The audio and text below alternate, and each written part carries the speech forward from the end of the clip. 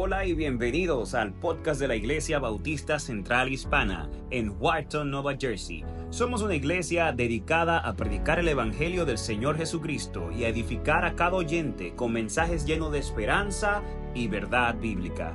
Nos alegra que estés aquí y esperamos que este tiempo sea de bendición para tu vida. En el episodio de hoy escucharemos Tiempo de Restitución, basado en Joel capítulo 2, verso 21 al 27. Que estamos acá, le pido que abran sus Biblias en el libro del profeta Joel. Libro del profeta Joel, capítulo 2, versículos del 21 al 27. Repito, libro del profeta Joel,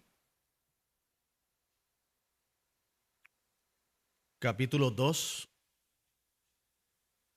versículos del 21 al 27.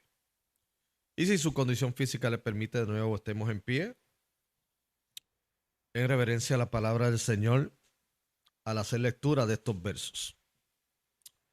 Repito, libro del profeta menor Joel, capítulo 2, versículos del 21 al 27. Y le he titulado al mensaje de esta tarde de la siguiente manera: Tiempo de restitución. Tiempo de restitución. Y dice así la palabra del Señor en el nombre del Padre, del Hijo y del Espíritu Santo. Dice: tierra, no temas, alégrate y gózate, porque Jehová hará grandes cosas. Quiero leer este versículo primero, ¿verdad? Repetirlo porque es hermoso. Y creo que siempre cuando leemos textos o palabra que viene de Dios, que exhorta a su pueblo en medio de posibles situaciones turbulentas, viene a ser como un bálsamo, ¿no? Dice: tierra, no temas, alégrate y gózate, porque Jehová hará grandes cosas. Animales del campo, no temáis, porque los pastos del desierto rebeldecerán. Porque los árboles llevarán su fruto, la higuera y la vid darán sus frutos. Vosotros también, hijos de Sión, alegraos y gozaos en Jehová vuestro Dios, porque os ha dado la primera lluvia a su tiempo, y hará descender sobre vosotros lluvia temprana y tardía, como al principio. Las eras se llenarán de trigo, y los lagares rebosarán de vino y aceite. Y os restituiré los años que comió la oruga, el saltón, el revoltón y la langosta, mi gran ejército que envié contra vosotros. Comeréis hasta saciaros, y alabaréis el nombre de Jehová vuestro Dios, el cual hizo maravillas con vosotros, y nunca jamás será mi pueblo que avergonzado. Y conoceréis que en medio de Israel estoy yo, y que yo soy Jehová vuestro Dios, y no hay otro, y mi pueblo nunca jamás, repite él, será avergonzado. Pueden sentarse, mis queridos hermanos. Hoy hacemos una pausa, ¿verdad? Al estilo de predicaciones que tenemos basados en un texto en un libro de las Escrituras, para hoy ubicarnos en esta exhortación tan hermosa que nos viene de la palabra del Señor. Y como le digo, muy apropiada. Siempre la palabra del Señor es apropiada. Pero hay ciertos momentos que la verdad es que la palabra de Dios llega en el momento en cuando el pueblo puede sentirse en desesperación, puede, por causa de no solo lo que sufre en su entorno, sino por lo que se escucha en las noticias y en otros medios sobre turbulencias a modo social y también personal. Recordemos algo, partimos de una premisa muy importante, que así como Joel se estaba dirigiendo al pueblo de Dios, este servidor hoy se está dirigiendo al pueblo de Dios. Ustedes son el pueblo de Dios. Nosotros somos el pueblo de Dios. El apóstol Pedro en su epístola dijo que nosotros somos nación santa. pueblo adquirido por Dios, para anunciar las virtudes de aquel que nos llamó de las tinieblas a su luz admirable. Así que, partiendo de ello, somos el pueblo de Dios, y las promesas de Dios no solamente fueron para el tiempo del Antiguo Testamento, no solamente fueron para los tiempos de Jesucristo o los tiempos de los apóstoles, sino que es la palabra de Dios para toda su iglesia en todas las edades, en todo tiempo. Y hay algo maravilloso dentro del modelo en que Dios opera de acuerdo a las Sagradas Escrituras. Y es que aunque su pueblo puede estar pasando por situaciones difíciles que puedan ser como resultado porque los sufrimientos del ser humano, especialmente del pueblo de Dios, de acuerdo a las Escrituras, podían venir o como resultado de desobediencia. ¿Por qué? Porque en mucho del contexto del Antiguo Testamento, Dios le prescribió unas leyes al pueblo, no leyes para que ellos se sintieran oprimidos, sin embargo, son leyes para liberarles. Porque, ¿qué de opresión tiene adorar solamente al único Dios y no adorar dioses falsos o ídolos? No tiene nada de opresión eso, al contrario, nos liberta porque nos permite ir hacia la verdad y estar en la verdad. ¿Qué opresión tiene el que Él nos prescriba que no codiciemos ni robemos? Ninguna de esos mandatos tiene un propósito opresivo, al contrario, de liberación en términos de lo que es la sana convivencia social. Y el adorar a Dios y amarlo sobre todas las cosas y a nuestro prójimo como a nosotros mismos es un mandato que cuando se es aplicado, tal y como la letra de la ley dice, hermano, esto nos llevaría a una sociedad muy diferente a la que nosotros vivimos. Así que cuando el pueblo se alejaba del pacto, el pueblo entonces en ciertas circunstancias padecía porque caía la mano pesada de Dios en términos de disciplina. Ahora, las disciplinas de Dios, como dijo el autor de los Hebreos, no son para destrucción, sino son para precisamente llevarnos al arrepentimiento y producir frutos apacibles ¿de qué? De justicia. Así que hay pruebas en el Antiguo Testamento que tienen que ver con desobediencia. Pero también hay momentos de dificultad que no tienen que ver tanto con la desobediencia de un pueblo, en términos del pueblo de Israel, sino porque vivimos en un mundo donde es antagónico a Dios. Y como en el caso del Antiguo Testamento, Israel como nación era bien codiciable por las demás naciones que estaban a su alrededor. Recordemos que se vivía en los tiempos de la conquista, del imperialismo. La nación más fuerte ocupaba a las más débiles. Los reyes querían extender sus reinos y no respetaban la soberanía de esos lugares. Así que naciones más pequeñas como Israel, y digo entre comillas porque podía ser pequeña ante los ojos de los hombres, pero grande ante los ojos de Dios, eran motivo de continuos ataques y de estar en defensa. De hecho, las naciones que no tienen un buen programa de defensa en aquellos tiempos, porque no habían tratados, estaban expuestos ¿a qué? A invasiones en cualquier momento. Israel estaba continuamente, propio de la época. Pero la diferencia de Israel con otras naciones es, si Dios le dio buenos reyes, como fue el caso de David, si dio buenos ejércitos, pero sobre todas las cosas era el respaldo del Rey de Reyes y el Señor de Señores que estaba con ellos. El Jehová Dios de los ejércitos, que batallaba ¿a qué? Por ellos. Así que la segunda razón de aflicción que pudo haber sido se presentaba en el Antiguo Testamento era por la persecución y porque los demás países, las demás naciones en ese hambre imperialista de ese momento querían siempre ocupar, y en este caso Israel se volvió muy codiciable. El punto es que una cosa o la otra afectaba el estado de ánimo y el estilo de vida y la calidad de vida del pueblo, lo que los llevaba a sufrimiento. En esta tarde no vamos a hablar de sufrimiento, vamos a hablar de restitución. Vamos a hablar, en lugar de secarnos, vamos a hablar de reverdecer.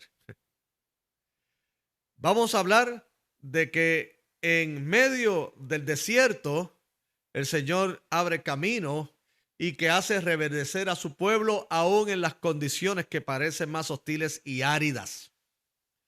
Vamos a hablar de que por las promesas de Dios podemos seguir hacia adelante y de que Dios va a permitir que se nos restituya lo que hemos perdido en el pasado, lo que hemos sufrido en el presente, y que por causa de la fe en Él y en las promesas de Él podemos gozarnos en el Dios de nuestra restitución. Porque en el contexto del libro de Joel, propio de la literatura de los profetas, tanto menores como mayores, los profetas tenían una vocación, tenían un trabajo específico. Ese trabajo era de comunicar el mensaje de Dios tal y como lo había dicho. De hecho, cabe señalar, y aquellos que han tenido la oportunidad de tomar los estudios de teología y especialmente del Antiguo Testamento, se comenta en esas clases que se identifican a dos tipos de profetas en esos tiempos. Estaba lo que se llamaba o se consideraba el profeta cortesano. El profeta cortesano era aquel profeta que estaba en la corte al lado del rey y al lado de las personas de influencia. Por lo regular, ese profeta cortesano era corrupto. ¿Por qué? Porque él solamente le decía al rey lo que el rey quería escuchar, no lo que necesitaba escuchar. En los tiempos de Jeremías, si usted hace un vistazo, un estudio al libro de Jeremías, en su totalidad, va a ver que muchos de los señalamientos de Jeremías va contra esos profetas de la corte. ¿Y quiénes fueron los que tramaron contra Jeremías? Los profetas de la corte, que decían que Dios le había hablado, pero Jeremías de parte de Dios le decía, yo no he hablado con ellos. Si ellos hubieran estado en mi secreto, habrían escuchado mi voz, pero yo no he hablado a través de ellos. ¿Por qué? Porque el profeta de la corte tenía la gran tendencia de caer lamentablemente en la corrupción, de no decir lo que se necesita decir, sino solamente lo que se quiere escuchar. A diferencia del profeta clásico. El profeta clásico, así como Amós, como Elías, como Jeremías, era alguien que solamente estaba comprometido con Dios. Y que cuando tenía que ir a los reyes y decir, mira, el Señor está contigo, el Señor te está apoyando, así cumplía, porque Dios lo dijo, no para ganar simpatía con el rey. Pero de la misma manera, cuando tenía que decirle al rey y al pueblo, ustedes están mal, ustedes tienen que volver a la senda antigua, y estoy tomando palabras prestadas de Jeremías. Hay que volver a la senda antigua, hay que ver en qué camino estamos, nos estamos desviando. Pues entonces ellos eran la conciencia del pueblo y de los altos líderes. Pero algunos no tenían la suficiente humildad para aceptar lo que decía el profeta. Y los profetas, cuando usted ve a Jesucristo, cuando él mismo dice a los de Israel, en este caso al pueblo de los judíos en su contexto, ustedes tienen hipocresía, porque ahora exaltan a los profetas, de los cuales ustedes hubieran sido los mismos que lo hubieran también entrado a pedradas en esos tiempos. Ahora lo celebran, pero en aquel momento su palabra tampoco hubiera hallado cabida en sus corazones y los hubieran apedreado. Joel, al igual que el profeta Amós, al igual que el profeta Jeremías, como dije, son los profetas clásicos. Es hablar la palabra de Dios, es hablar lo que Dios ha dado al pueblo y es lo que el pueblo necesita. En algunos momentos el pueblo necesita una dura corrección y una amonestación. En otros momentos el pueblo necesita palabras de ánimo, especialmente el pueblo que está aquí en opresión. En el contexto de Joel, la nación de Israel, por razones que en este momento no nos competen tocar, habían caído por unas pruebas muy difíciles. De hecho, se utiliza la imagen de una devastación, como las devastaciones que se hacen en los campos de sembrados. Se habla de la langosta, se habla de todos estos insectos que eran el motivo del dolor de cabeza cuando tú tenías una economía que dependía en su mayoría de forma agrícola. O sea, no habían dos cosas peores para un agricultor que o que hubiese una gran sequía o que hubiese una invasión de insectos. Y en este caso se compara, o algunos inclusive dicen que pudo haber sido también en la situación del pueblo al cual iba dirigido Joel, que habían sufrido invasiones de esa magnitud de insectos que habían afectado sus siembras, o que se utiliza esa imagen para ilustrar cómo había quedado el pueblo en sequía y había quedado en una situación deprimente. Pero ¿saben qué? En el caso de Joel, el Señor inmediatamente va y le dice a través del profeta, arrepiéntase. O sea, el arrepentimiento es una puerta que abre la bendición de Dios. No como una fórmula, porque una fórmula sería que yo digo unas palabras independientemente de cómo yo realmente las siento sinceramente, y creo que en sí mismo por esas palabras van a abrir puertas. No, en el caso del Señor esto no funciona de esta manera. No estamos hablando de Harry Potter. Estamos hablando que el arrepentimiento no solamente son palabras que se mencionan, sino que es una condición de duelo en el corazón. O sea, expresan con sus labios lo que ya están viviendo en su corazón.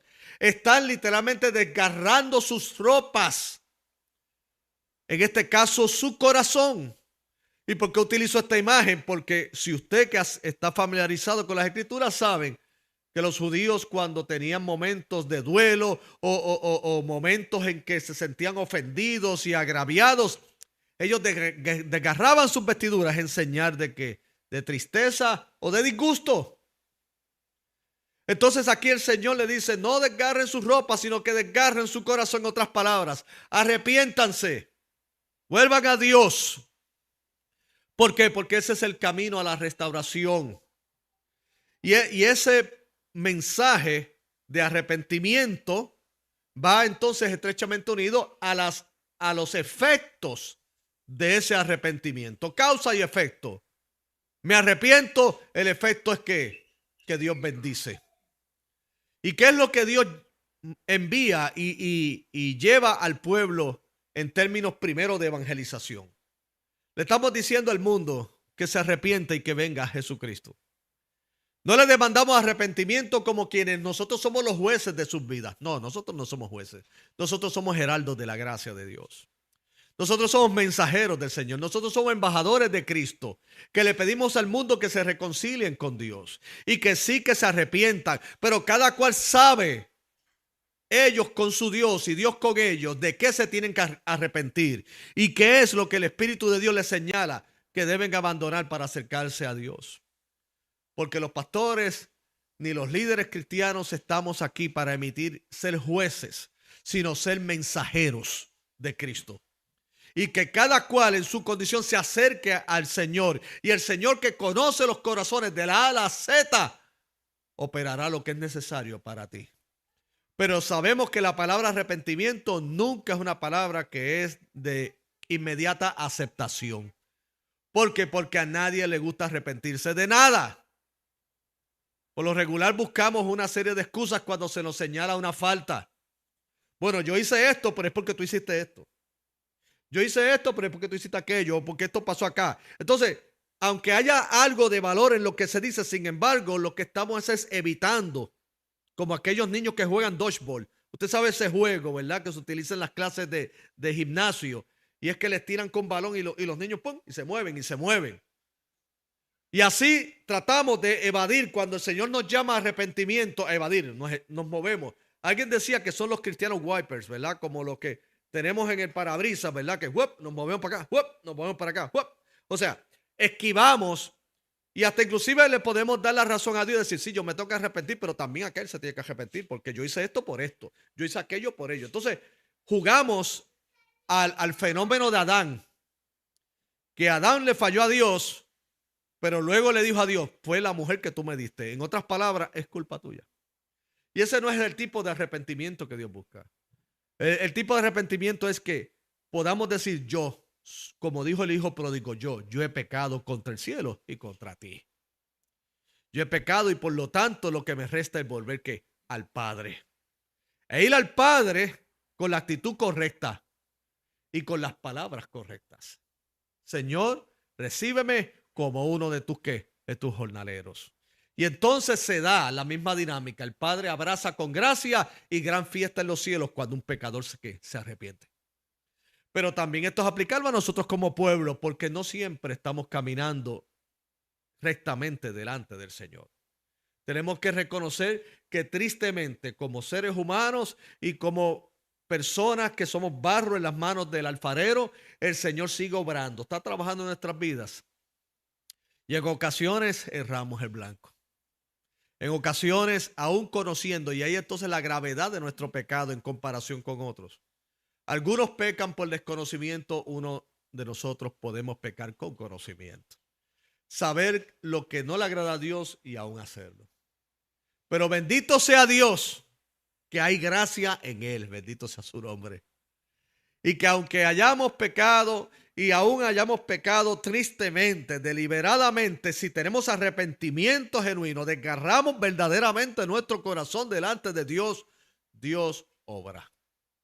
Entonces, ya hablamos de esa parte del arrepentimiento y lo hemos mencionado porque es esencial dentro de la reflexión del libro de Joel. Pero como le dije anteriormente, quiero concentrarme hoy en la restitución. ¿Cuántos de nosotros hemos pensado cuándo mi condición va a cambiar?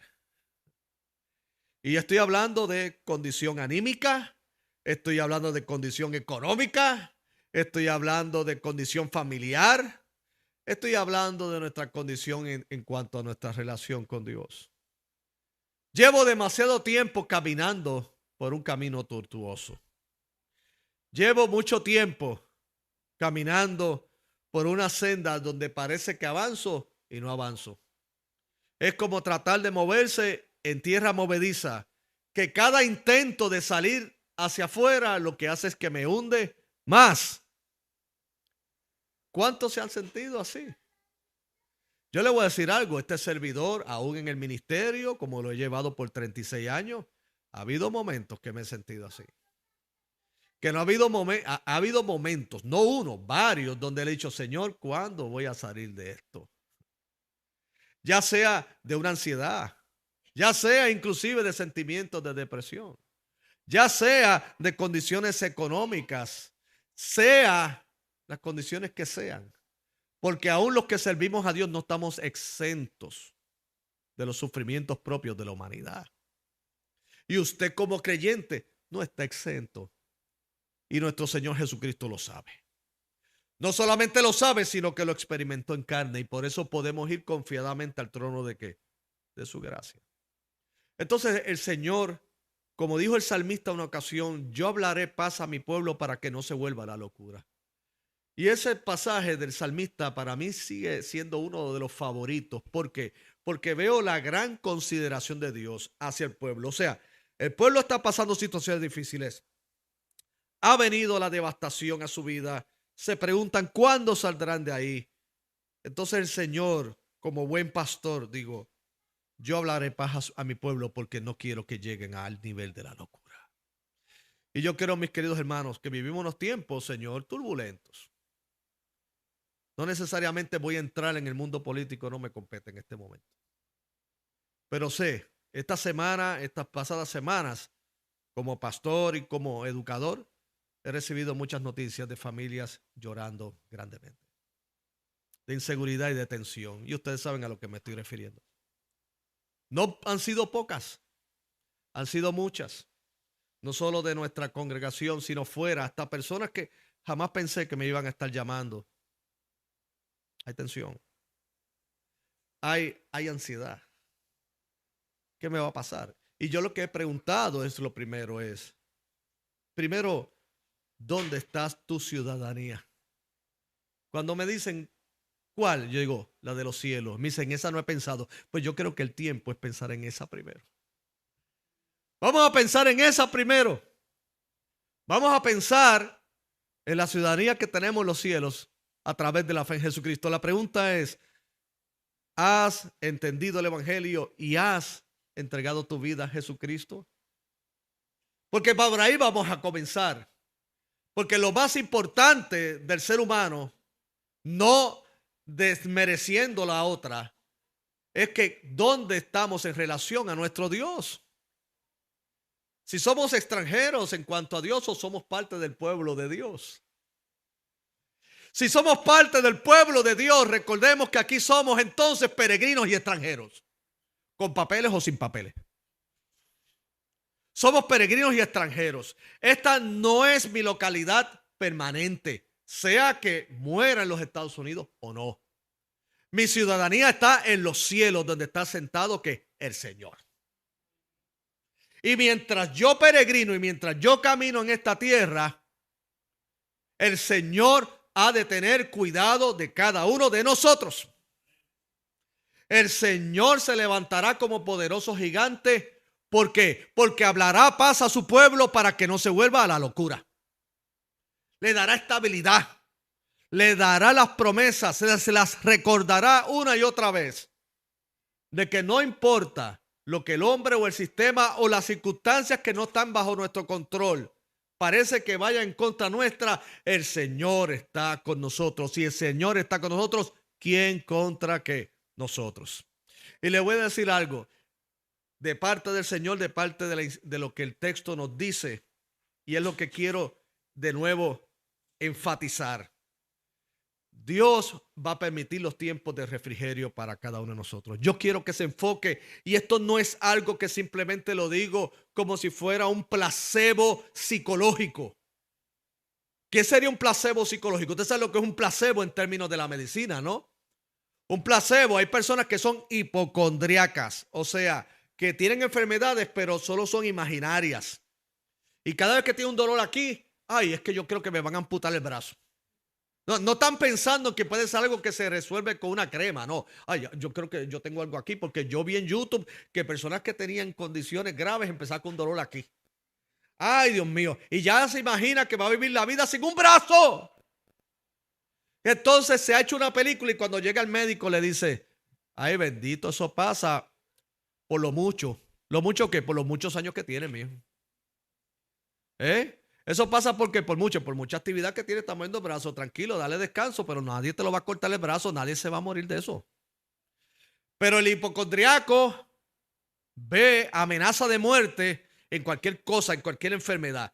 Y usted sabe que los médicos están conscientes de ellos y en algunos casos, luego de hacerle todos los exámenes correspondientes y responsables, le dan placebos. ¿Qué son placebos? Le dice, mira, te voy a recetar esto y tú te lo tomas y mañana vas a estar bien. Pero no es un medicamento, es una pastilla de azúcar. Luego se lo toman porque como es un asunto psicológico, ellos se lo toman y dicen, wow, esta medicina del doctor es excelente. Oh, tremendo. Y hasta recomienda el medicamento a los demás. De lo cual a lo mejor no hay tanta diferencia con un Starburst. Pero ella en su mente, porque todo está aquí. Entonces, ¿por qué estoy diciendo que lo que estoy diciendo no es un placebo psicológico? Yo no te estoy diciendo esto simplemente para que tú te sientas bien hoy, es para que lo creas de verdad. Porque la palabra de Dios no es un placebo. La palabra de Dios no es un entretenimiento psicológico para que te desvíes de la realidad y vivas en un mundo fantasioso, pero aún así la realidad está. Estoy diciendo que sí hay situaciones reales en nuestra vida, en nuestro ambiente, en nuestro mundo. Pero si tan real esas situaciones, más real es Dios también que está al control de ellas. Entonces, lo que te vamos a mencionar a continuación, quiero que las creas de todo corazón. No porque las pronuncio yo no tengo ningún poder en mí, en nada. Simplemente yo repito lo que Dios ha dicho que en su palabra. Y aquí, a modo de resumen, lo primero que quiero compartir es que Dios a través del profeta Joel le dijo al pueblo en ese momento que no tenía como ninguna esperanza de que su vida y su suerte iba a cambiar. Le dijo, el tiempo de la devastación queda atrás. Wow. El tiempo de la devastación quedó atrás. Cuando dice aquí en Joel capítulo 2, cuando dice, yo te voy a restituir lo que la langosta, lo que hizo aquello, lo que hizo el otro, o sea, refiriéndose a toda esa gama de insectos, que es la que representaba a las que consumían los cultivos. Él está diciendo, yo te voy a restituir lo que la langosta, lo que el revoltón, o sea, todo lo que había provocado ese tipo de daño, el saltón, el revoltón, la oruga, todo eso que comió, mi gran ejército que envié contra vosotros, yo los voy a restituir. Hermanos, ¿cuántos han llorado bastante? Y no me refiero a la situación presente, en la vida. Hay veces que, le voy a decir algo, a veces uno piensa, wow, ¿no le ha pasado a usted que hasta uno se vuelve supersticioso sin querer? Le voy a decir algo, por ejemplo, recuerdo una vez, estaba en una reunión de pastores, mucho tiempo atrás, mucho tiempo atrás. Y entonces un pastor me dice, yo le pregunto, ¿y cómo estás tú y tu iglesia? Me dice, tengo miedo de decírtelo, Pacheco. Y yo digo, ¿por qué tienes miedo? ¿Está pasando algo serio? No, todo va bien. Eso es lo que tengo miedo de decirte. Porque cada vez que digo que todo está bien, luego voy a recibir una llamada de que no está tan bien. Así que no me preguntes. Lo tomamos a risa, pero yo le entiendo a él. ¿No se ha encontrado que hay momentos en que está tan tranquilo que usted dice, ¿estaré en el ojo del huracán? Porque tú sabes que en el ojo del huracán es donde más paz hay. Los que han pasado por un huracán saben que la primera parte devasta y de momento como que todo está bien. Y hasta los niños que no saben dicen, ¿se fue el huracán? ¡No! Ahora es que viene lo más fuerte. Es como un tiempo de respiro para luego que venga la otra parte de la fiesta. Y así sucede, parece que en la vida. A usted no le ha dado temor, le dice, wow, como que todo está muy bien. Mi esposa no me ha criticado hoy. Los nenes hacen caso en todo. Me llamaron por un aumento en el trabajo. Wow, mi equipo ganó. Ay, Dios mío. Hay demasiada felicidad. ¿Qué va a pasar?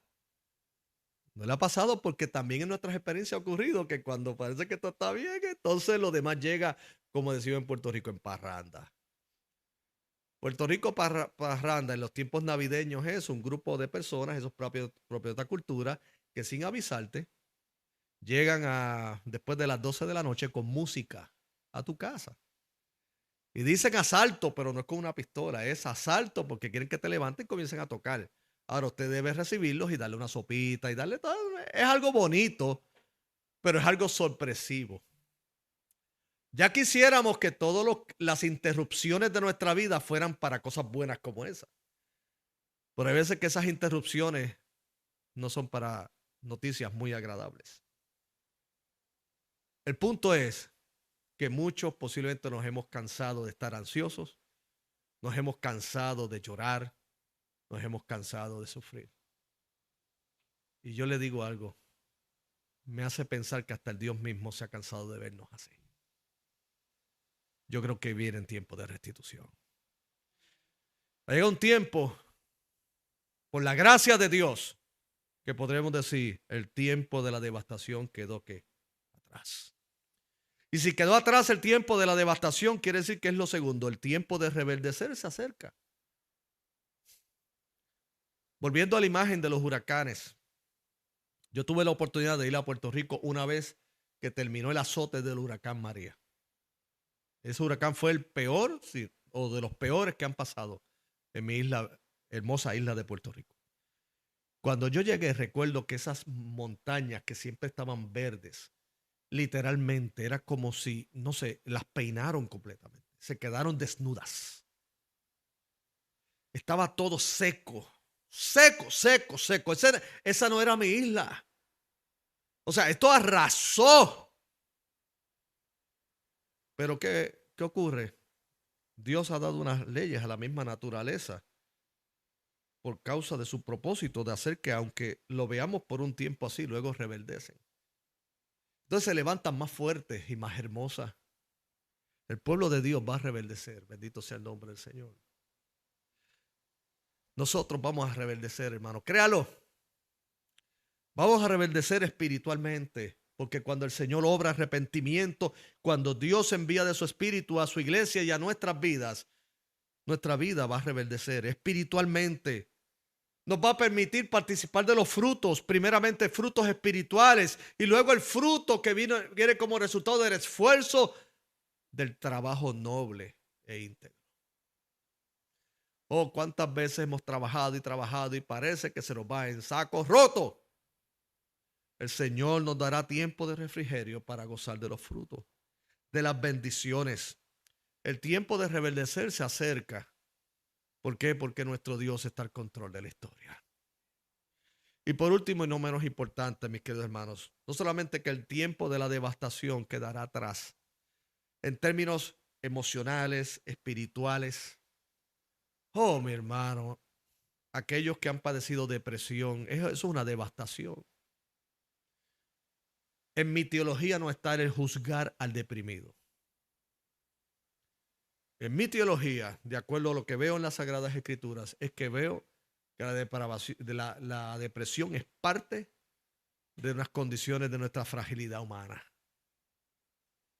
de la esencia de lo que somos, barro, pero que el Señor da gracia y levanta, bendito sea el nombre del Señor. De mí no escuchará a usted como miembro de iglesia y como mujer y hombre y niño de fe, que usted venga donde mí y me diga, pastor, tengo depresión, y yo le diga, es que tú no tienes fe, te le va a llevar el diablo. De mí lo que va a escuchar es, vamos a orar, y en lo que esté a nuestro alcance, queremos que pases esa tormenta lo más pronto posible. Y que ese momento, que puede ser el más oscuro y el más crítico de tu vida, sin embargo puede ser el momento en que Dios resplandezca su luz. Porque nunca ha habido un milagro sin que antes haya habido un aparente momento de desesperación. ¿Por qué? Porque aún la tristeza y la ansiedad no es porque necesariamente no amamos a Dios, no es porque necesariamente no tengamos fe, es porque sencillamente somos humanos y nos cansamos. Pero el Señor renueva las fuerzas de los que no tienen ningunas y caminarán y no se cansarán, correrán y no se fatigarán. Por lo tanto, lo tercero será que es el tiempo de regocijarse ahora en el Señor. Tiempo de regocijarnos en Él. Él dice, y conoceréis que en medio de Israel, y yo quiero allí tomarme la libertad y decir, y conocerás que en medio de la Iglesia Bautista Central Hispana estoy yo. Y que yo soy Jehová vuestro Dios, Jesucristo nuestro Salvador, el Espíritu Santo quien habla en nuestras vidas, la Santísima Trinidad en medio nuestro, y no hay otro, y mi pueblo nunca jamás será avergonzado. ¿Por qué? ¿Porque hay perfección en nosotros? No, porque el perfecto ha decidido hacer morada en esta humilde comunidad de fe. Y porque Dios está presente con nosotros y entre nosotros podremos seguir hacia adelante. Dios cumpliendo sus promesas, nosotros como hermanos abrazándonos y dándonos consuelo y amor, y entonces luego participaremos todos de las bendiciones que vendrán, porque le voy a decir algo, hay bendiciones presentes. ¿Verdad que sí? ¿Cuántos dicen amén? Claro que hay bendiciones presentes. Pero el tiempo de la devastación, el tiempo de rebeldecer, el tiempo de echar hacia adelante, viene pronto. Y usted dirá, eso no es lo que dice las noticias, o no lo que dicen. No, es que yo no estoy diciendo lo que te dicen las noticias. Las noticias pueden estarte describiendo la realidad. Yo te estoy hablando de la otra realidad que tiene que ver con nuestra fe en cuanto a que Dios está con nosotros. Y que de acuerdo al testimonio bíblico, el pueblo pasó por muchas situaciones, pero también el Señor lo levantó de muchas situaciones y reverdeció para la gloria de Dios. Dele un aplauso al Señor y vamos a orar.